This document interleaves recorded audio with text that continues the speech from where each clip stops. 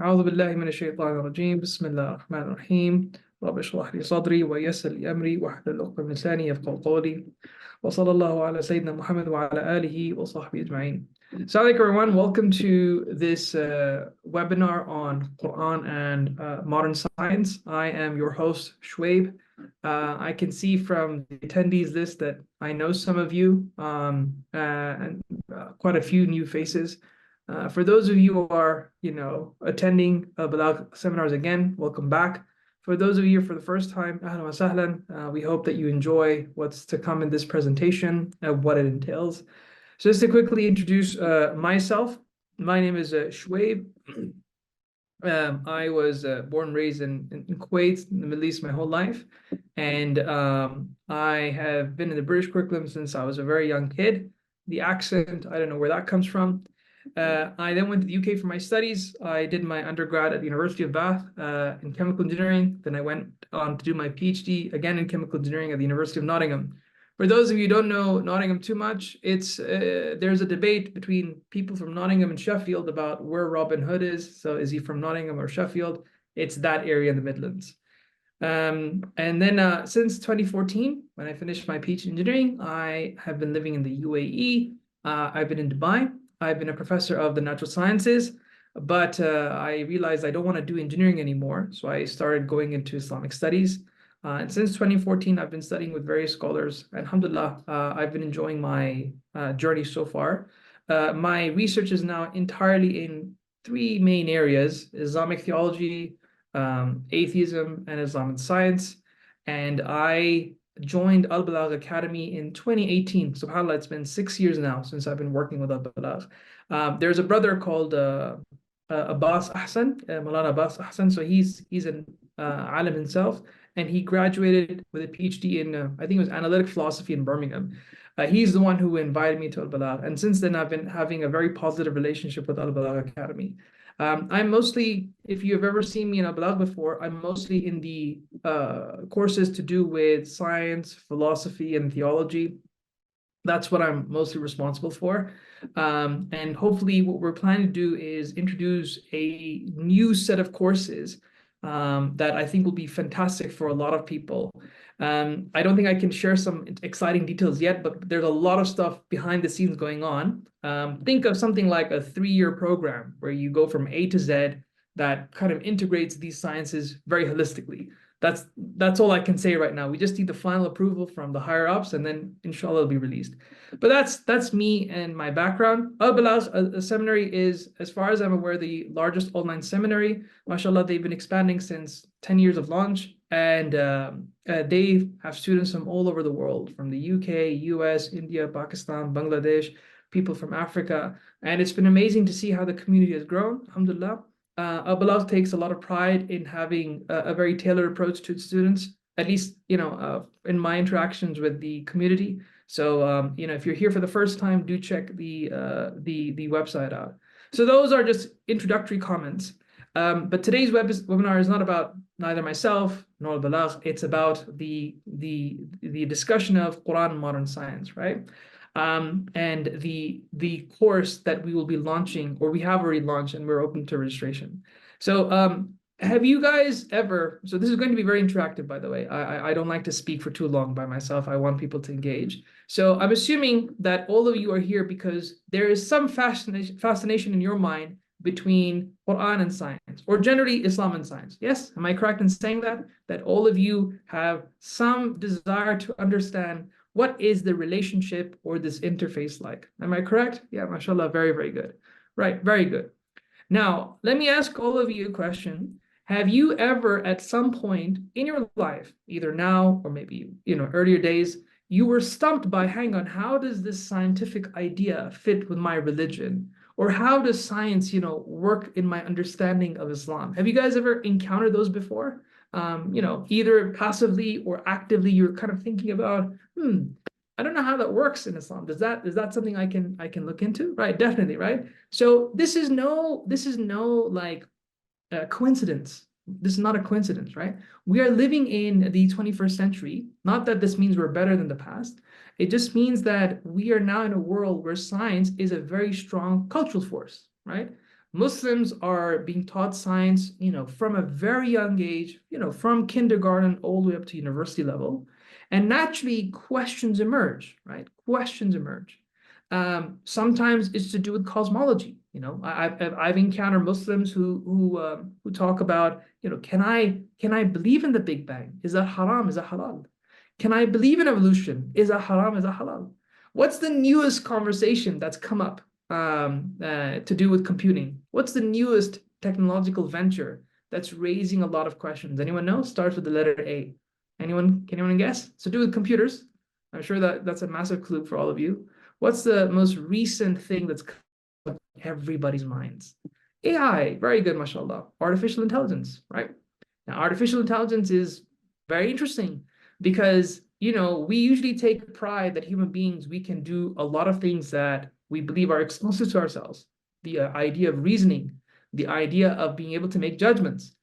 AI seems to either execute that or replicate that really, really well, right? So naturally, questions emerge. Questions emerge. Every era for Muslims has raised questions, every era, right? And this era is no different. You will have a lot of opportunities, but you will also have a lot of challenges. And the question is, how do you constructively engage with those? Now, part of the problem is that we have a rift in our education in the Muslim world, right? So we either have, this is a generalization, by the way, this is not across the board, we have exceptions, but we either have people who've gone down high school, university track, and they're excellent in their field, right? Like engineering, psychology, or whatever. But the folks here don't know how to necessarily engage with the Islamic tradition. So that's one conversation, right? And then the other side is you have people who are really engaged with the tradition, or perhaps may not know how to engage with this stuff right here, the university stuff. Have you guys encountered those situations before, either this or that? Yeah, I'm assuming most of you have at some point. Yeah. And so because of this rift that we have, this disconnect, right, that we have between the academy and the seminary, there is a lot of space that needs to be constructed. There's a friend of mine, Asim Padella, he calls this bridge building. I really like that term. We need to do a lot of bridge building. And we need to help people from all parts of the world who are interested and excited about this space to help them build bridges. So for example, mashallah, we have quite a few people here. I'm sure some of you are, either teachers or you're professionals, you're engineers, you're STEM teachers, psychologists, whatever have you, right? And all of you, from your respective paradigms, you would like to take that expertise and perhaps juxtapose it with Islam. Yeah. So that's very normal. And that's a very good thing to have. And I think that part of what Al-Balagh Academy is trying to do is help you stitch those connections, right? In various capacities. One of the best things I like about Al-Balagh is the idea of entertaining plurality, different opinions, right? So in some of these courses that you'll come across, you will find instructors from all walks of life, right? Some of them have a specific stance on things like Big Bang, AI, and you will have to be able to engage with those and construct your opinions as you go along. So Balagh is very flexible like that. It's a very, very fun place to be in that regard. So that's a bit about, what the motivation of this is. Now, when it comes to Islam and science is very big. As I mentioned a few things, AI, evolution. Just on evolution, we can have a whole course. We've done that in the past. But this particular discussion is about the Quran and modern science, right? Let me ask all of you, do you find that sometimes the Quran tells you to look at specific things in nature? Have you guys encountered that in the Quran, right? That it tells you to go out, study, look, and reflect, yeah? So the Quran is a very clear prompt for Muslims worldwide to look at the world around you. Look at the world around you, right? And look at the wisdom and the things that Allah has inculcated in the universe to make sense of it, right? To make sense of it. And this is why we feel that there can be an amazing overlap between science and what the Quran is telling you to do, because there's a clear instruction here to go out and research the world. So for this reason, we've crafted a course called Quran and Modern Science. This has been going on for a few years, but we've completely refurbished everything and we've kind of revised everything. And what I want to do is I want to share that curriculum with you. Can everyone confirm that they can see it should say here, Quran and Modern Science. This should be the Al-Balagh website. Can you guys see that? Can everyone see that? Yeah. Okay, very, very good, mashallah. So this is something that I've been working on for the past few weeks to kind of make sure that we have the latest developments in the field that can give people a broad, comprehensive perspective, right? And my intention here is to kind of just summarize this, and then we'll happily take on questions that anyone may have, right? So Bismillah, let's do this. So the course is really trying to help you understand what is the relationship between the Quran and modern science. How do you kind of work and navigate that? These are some of the instructors. You have myself, you have Dr. Mansoor Ali. Do you guys know Dr. Mansoor? Anyone know Dr. Mansoor? Very lovely guy. He's down south in Wales at the University of Cardiff. He's one of those rare individuals who can communicate both with the Islamic tradition and the contemporary stuff. So his expertise is in Islamic bioethics. So he's actually writing a book on organ transplantation for my series on Islam and science. So that's going to be a very, very good thing, right? Have you ever thought about in your mind, like, you know, can we donate our organs after we die? Can we receive organs? Have you guys questioned that before? It's becoming much more of an important conversation because I think it was in the Netherlands. Someone can correct me on this. It was a Netherlands politician who was saying that we need to stop donating our organs to Muslims. And you may be surprised, whoa, why are Muslims being singled out, right? And he said because they're taking our organs, but they're not giving our organs, right? So giving their organs, sorry. In other words, there's a discussion about, you know, how do we approach organ transplantation in the context of non-Muslims? Can we only donate and receive organs from Muslims, or can it be open to a wider context? So those questions is what he'll be discussing in that text, right? So his expertise is that area, and he's written a lot of phenomenal articles in this space. So that's Mansoor Ali. Dr. Rafaqat is, again, one of the few scholars who actually knows both really, really well. He does a lot of things in bioethics, Islamic psychology. I'm sure, have you guys heard some of the Islamic psychology programs that Balagh does? Have you guys heard of that? By the way, just to ask everyone, is my video lagging or is my sound lagging to any of you? Is it choppy by any chance? Just do let me know, because I may have to turn off my video to a little. Okay, so if you guys don't mind to kind of make it's clear. So it's clear for some and it's choppy for some. Okay, I'll do one thing. If people find that the video gets a little bit choppy, let me know and I'll turn my video off just to make sure that quality is there. All right, just message me in the chat or in the group chat, right? So Dr. Faqat is only the video has a problem. Okay, let me just close my video. I think that'll just be easier. Right, okay. As I was saying, Dr. Faqat is the CEO of Al-Balagh Academy, right? He, mashallah, founded the academy alongside Mufti Abrar. Both of these are amazing individuals. If you ever get the time to sit with them, mashallah, they have a very strong vision ahead for the academy. I have had the opportunity to sit down. They luckily both of them came down in Dubai, and we had a lovely dinner, alhamdulillah. And he also specializes in bioethics. Islamic psychology is a program that he's running. Have you guys attended those programs? Islamic psychology? I think there are 2 levels so far that they've offered. Islamic psychology level 1, and there's an Islamic psychology level 2. Have you guys heard of those? I'm assuming, yeah, some of you have. Very, very good. So Al-Balagh does offer that. They do offer those programs. Okay. Arnold is, oh, what happened here? Arnold is, mashallah, he is an expert in tafsir. He is in the Netherlands at Leiden University. Very good colleague of mine, mashallah. Very, very extensively researched. Again, one of those rare individuals, somebody who comes from an Alami background, but also is able to engage with contemporary conversations, right? Now, the course itself is 12 weeks long. We're trying to be as encompassing as possible to make sure that you can get various vantage points in the conversation between Quran and science. So the first is just an introductory session, just to kind of give you an overview of the field. The second one is the Quran and its historical scientific context. So guys, have you ever questioned what was the scientific knowledge at the time of the Prophet ﷺ? And how vastly different is it to us? Have you guys ever thought about that? Like, what was the extent of what the Prophet ﷺ and the people around him knew, right? So that conversation is important because that can give you a historical overview of where we started and where we are now. That then sets the stage for session 3, and that is the relationship. How do you approach the Quran using science, right? Have you guys come across this discussion about scientific miracles in the Quran? Have you guys heard of that? There are all kinds of scientific miracles, all of these things. I'm assuming that quite a few have heard about this, right?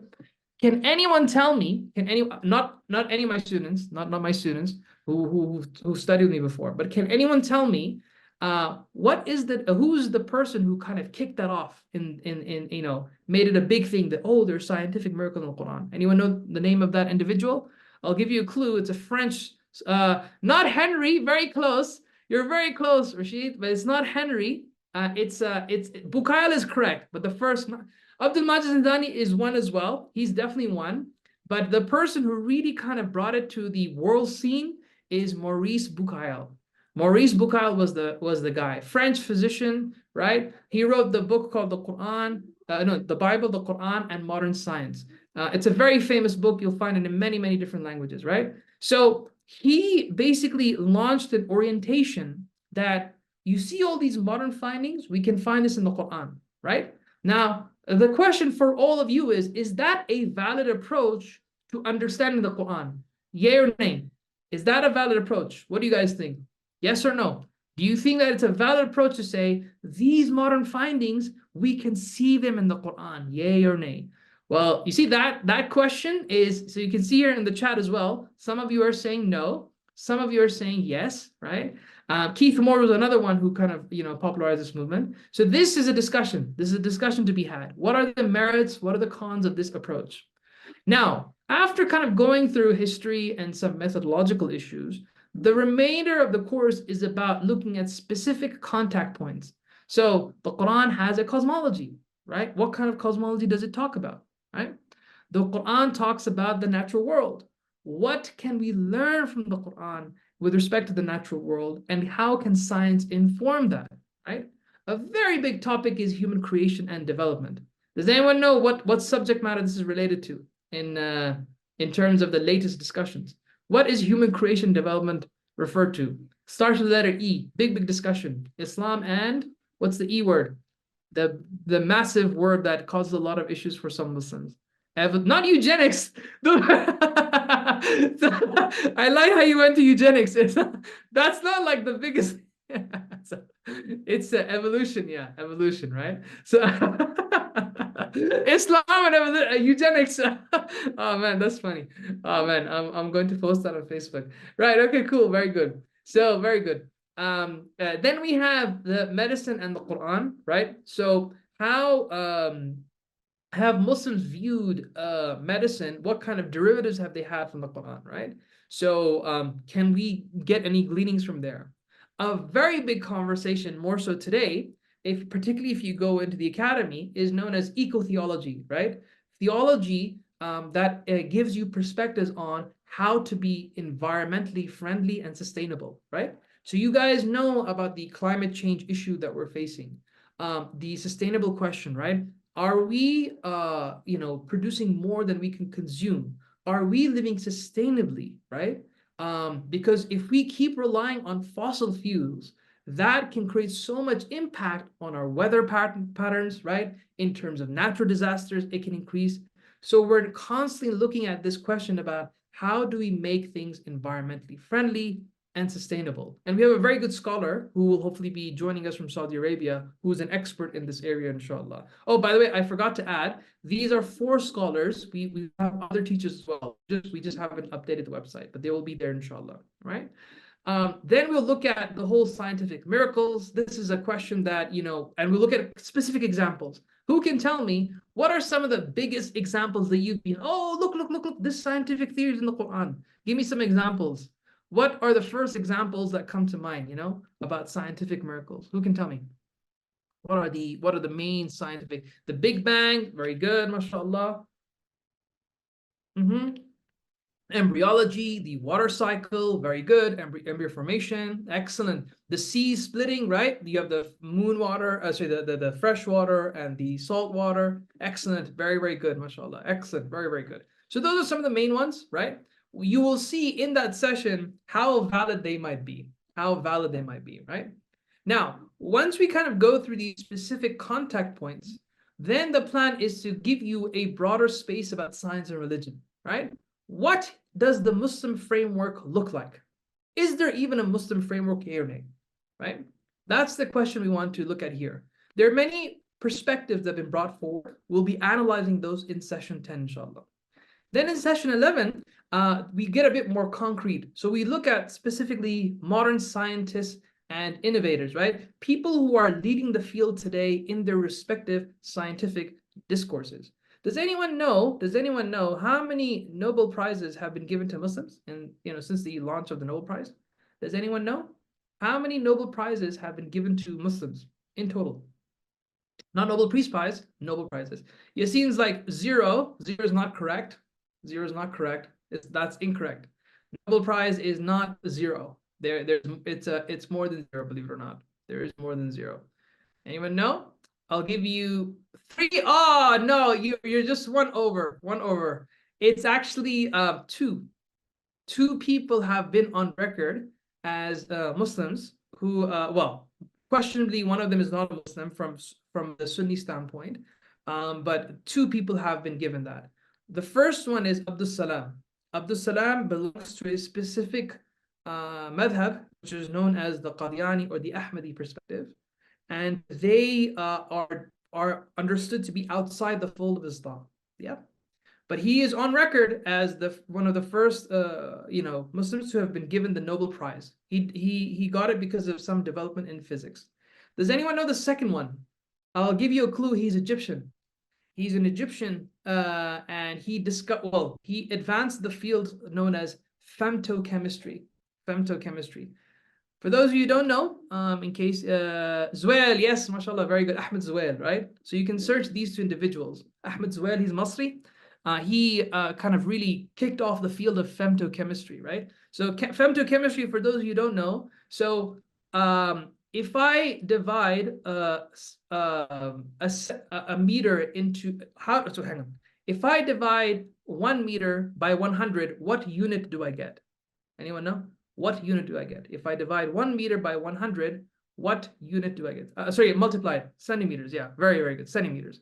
If I multiply centimeters by 10, what do I get? What do I get?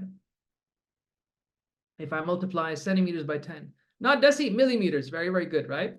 And if you keep dividing, you get into now really small spaces, right? Like we were talking about nanometers, etc. Femtochemistry is the smallest scale that we've been able to practically look into so far. Yeah, I made a mistake, Rashid. I made a mistake. I'm very sorry. It was to do the multiply. That is my bad. My apologies.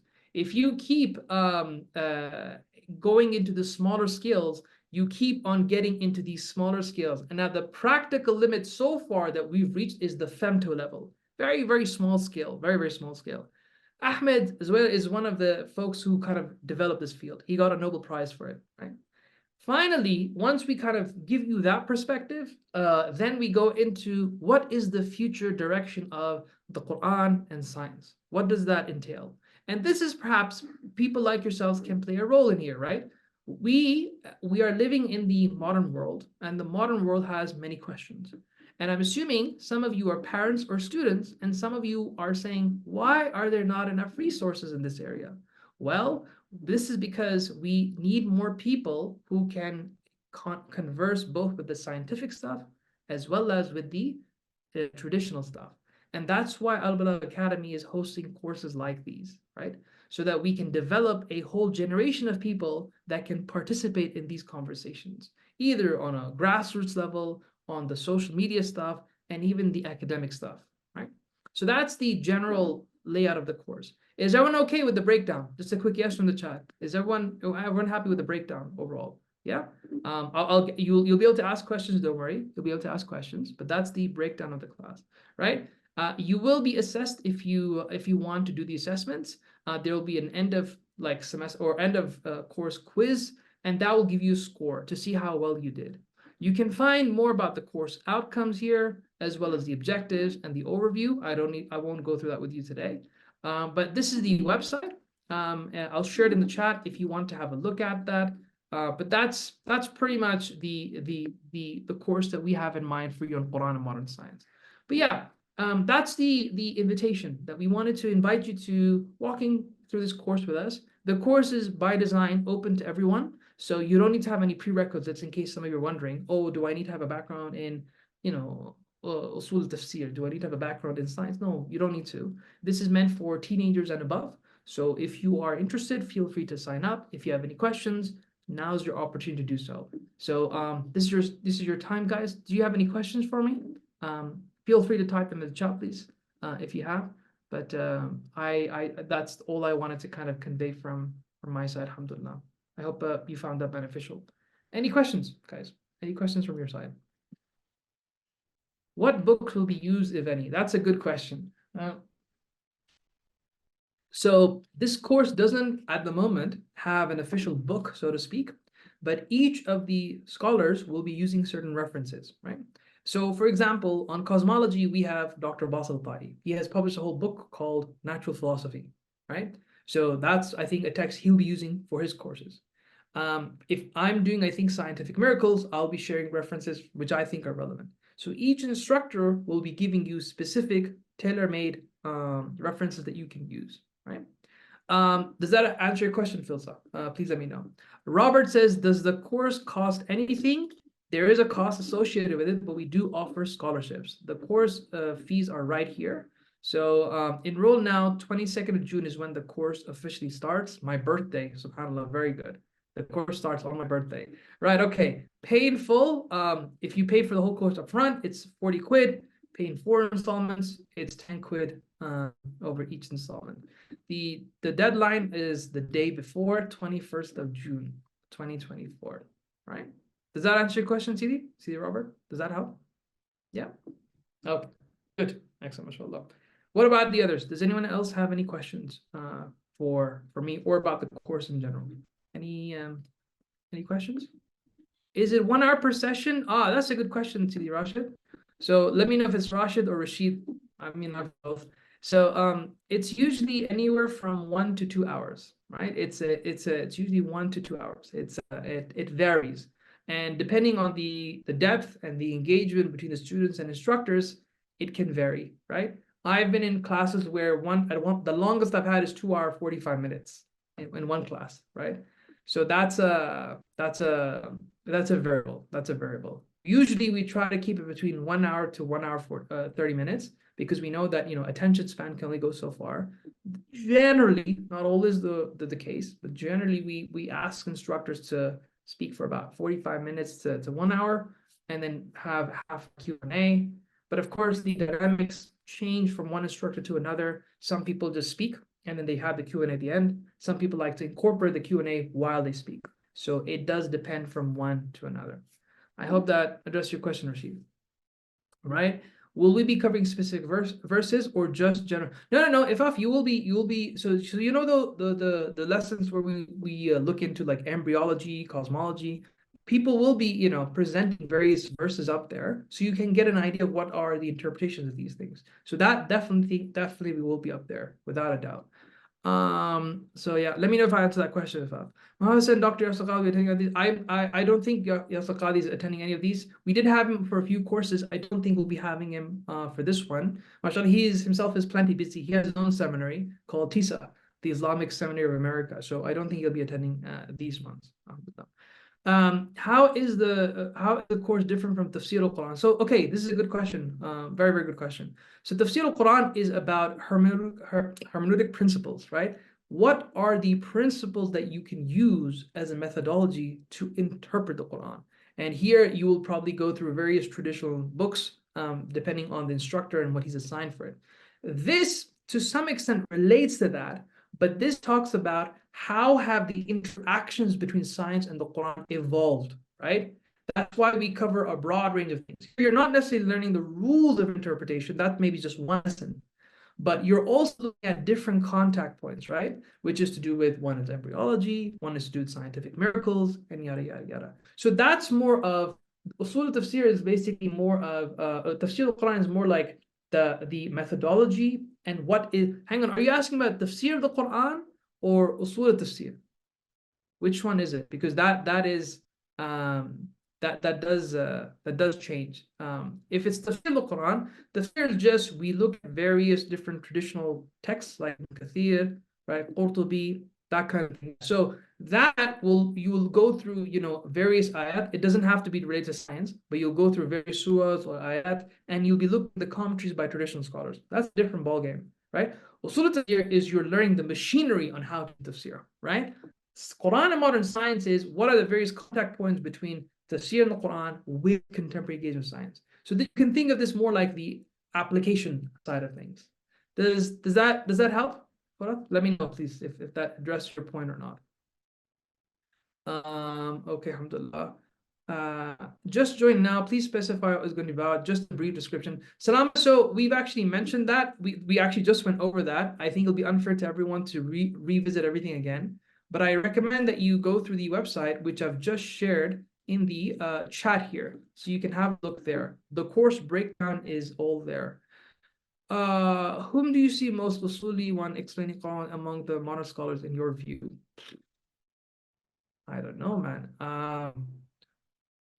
I think for me, one of the most phenomenal tafsir guys is probably Dr. 𝐁𝐚𝐴𝐿. That's what I'll say. I think he's phenomenal. I think Dr. 𝐁𝐴𝐿 is absolutely phenomenal in this area. This is his space. That's the person I think I would, give my vote of confidence to. So that would be it, Dr. 𝐁𝐴𝐿. He's a Scottish guy, so he has a Scottish accent. Very, very interesting to hear if you've never heard Scottish accent before. Alhamdulillah. Can you suggest this course for a non-Muslim with limited knowledge of the Quran? The Quran, say the course assumes, well, the course comes at the discussion confessionally, right? So it assumes that there are some shared commitments between the teacher and the student. This course is not necessarily about apologetics or how to defend your creed and all of that. That perhaps may be somewhere else. Now, if this non-Muslim, Rajesh, is interested just about the Quran, what Muslims have to say about science and the Quran, yeah, ahlan wa sahlan. But this is largely a course that assumes a certain number of denominators between the teacher and the student, which is that you are a confessional practicing Muslim. Does that help, Rajesh? Does that help, Rajesh? Yeah. Qaradawi. Well, Qaradawi is a very respected scholar, right? You specifically asked me about he's all across the board, right? But if you ask me specifically a contemporary scholar who's still alive with us, I think Sheikh Suhaib Saeed is probably up there. Wallahu alam. That's my opinion, Sidi. Wallahu alam. Any other questions, guys? Does anyone have any questions? Of course, al-Fadl, we definitely will have recordings. Al-Balagh will not just have the recordings, but also, the presentation slides, all of that will be up on your student portal. So when you sign up with Al-Balagh Academy, it's just like a university account. So you go in, you type in your email address, you'll be given a profile, and in that profile, user interface, you'll be able to access the recordings. So even if you miss the class, you can watch the recording. There will be an assessment, and there'll be some reading material there for you, inshallah. I hope that answered your question. Please let me know. Will there be batch 2, or is this course one and only time be offered in this topic? So, Filza, can you expand what you mean by that? Do you mean will there be an extension of this, like level 2, or do you mean will there be a repeat of this? So I just need clarity on that question. Repeat, yeah. So I think that we may be repeating this. When and how, I don't know. Like I said, the reason why is because we're currently working behind the scenes on a 3-year program to do with Islam, science, and Islamic theology. And this course may fit into that 3-year program. I just need to get everything underway. We just need some administration checks here and there. Once that's done, then I can make a formal announcement. I'm being very cautious with what I say because we still haven't fixed a few things. But that is a very, very exciting development that I'm working on with Balagh. It's just going to be so cool. It's just a very, very interesting program. Mohammed, so Suhaib Saeed is not Shuaib. Shuaib is me. Suhaib Saeed is an Azhari scholar. He he went to Azhar, then he went to SOAS. He specialized in tafsir. He calls himself the tafsir doctor. If you find him online, his dissertation is going to be published. I think his dissertation is on tafsir Quran bil Quran, right? How do you analyze that relationship? Very, very interesting dissertation. His dissertation is coming out with the Edinburgh University Press, inshallah, right? So that'd be good. Looking forward to the 3-year program, inshallah. Hopefully, make dua for us. Like I said, you didn't hear from me, right? But that there is a plan for a 3-year program that's incredibly holistic, that gives you a strong basis for all 3 areas. Inshallah, inshallah. Let's see how it goes. Inshallah. Any other questions? Does anybody else have any questions?